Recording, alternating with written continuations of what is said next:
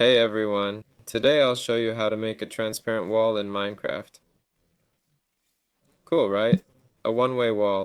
Let's hop into Minecraft. We'll need these three items and one command. I'll arrange the glass like this.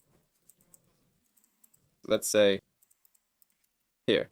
Now I want to make it transparent glass. For this, I'll need a piece of clear glass.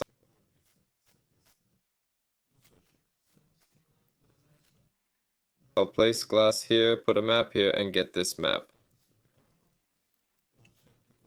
Next, we enter this command.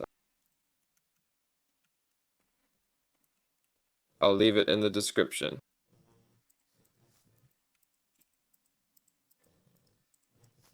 We place frames and put the map on them.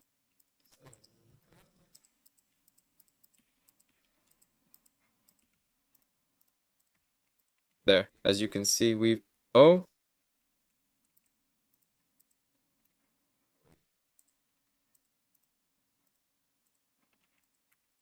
we've got one-way glass. You can also make this map into a block, right? If you want. That's how it's done. This was Jan. Like and subscribe. See you later.